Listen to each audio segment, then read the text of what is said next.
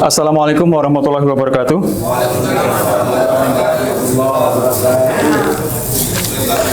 Hamdan wa syukranillah, assalatu wassalamu ala rasulillah, la hawla wa quwwata illa billah. Amma ba'du.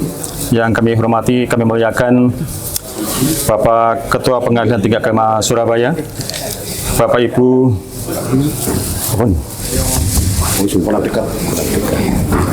Hakim Tinggi, para pejabat Surabaya fungsional, karyawan PTA Surabaya, singkatnya jamaah asar sekalian. Pertama, mari kita panjatkan puji syukur kehadirat Allah SWT, karena atas ridhonya kita diberi kesempatan untuk bersama-sama berjamaah sholat asyar, dilanjutkan dengan secara bersama-sama mendengarkan kultum atau semacamnya. Mudah-mudahan dengan berkumpul kita bersama pada sore ini bisa menambah pengetahuan dan meningkatkan keimanan ketakwaan kita kepada Allah. Bapak Ibu yang kami hormati, ya, tadi injury time Pak Ketua WA, Pak mohon ngisi kultum tentang korban. Wah, ini mepet ini. Saya sudah menyiapkan tentang istiqomah. Karena tadi disebut oleh takmir hari ini yang kultum atau menyampaikan ada 2 orang, akhirnya saya sebatas apa yang saya siapkan saja.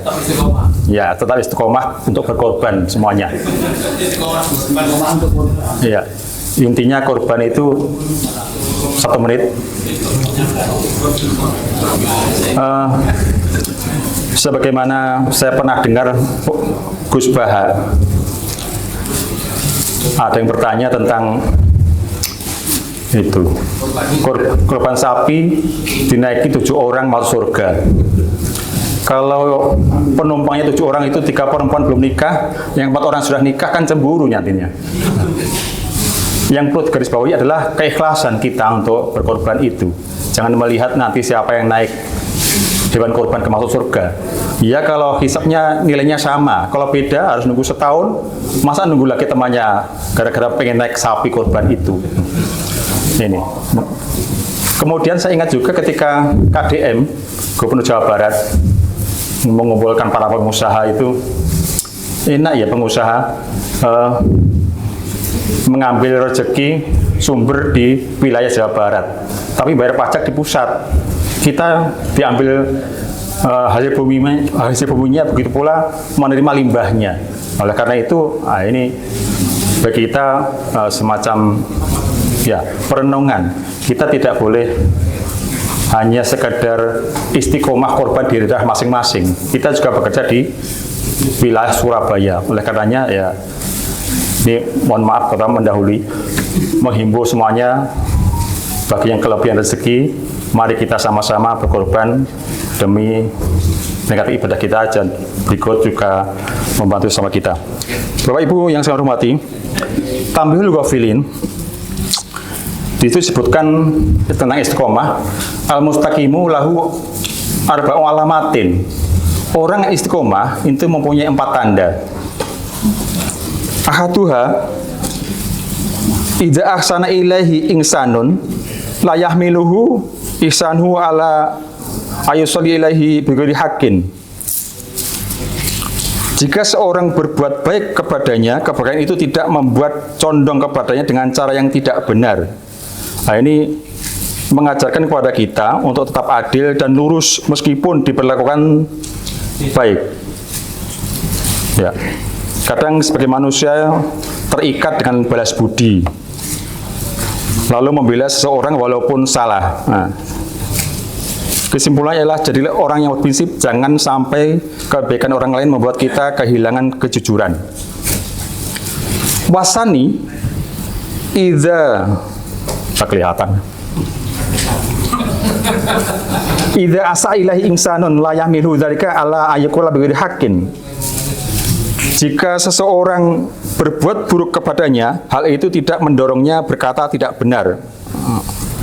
Saat disakiti, difitnah, didolimi, banyak orang membalas dengan kebohongan atau berlebihan dalam membenci. Kesimpulannya, kendalikan diri kita saat emosi. Kebenaran tidak boleh rusak hanya karena kita terluka. Kemudian wasalis inna hawa nafsahu la yuhawilu an amrillahi ta'ala. Hawa nafsunya tidak memalingkan dari perintah Allah Ta'ala. Nafsu sering mengajak kita yang mudah tapi salah. Orang istiqomah mampu berkata tidak pada diri sendiri demi ketaatan. Kesimpulannya, kemenangan terbesar bukan mengalahkan orang lain tetapi mengalahkan diri sendiri. Warabi anna khutama dunya la yasghiluhu an ta'atillahi azza wa jalla. Harta dunia tidak menyibukkan dari ketaatan kepada Allah SWT. Artinya dunia bisa melalaikan pekerjaan, harta, ambisi dan seterusnya. Semuanya itu memang tidak salah, tetapi bisa membuat lupa tujuan utama, yaitu beribadah kepada Allah SWT. Kesimpulannya, gunakan dunia sebagai jalan menuju akhirat, bukan sebagai tujuan akhir.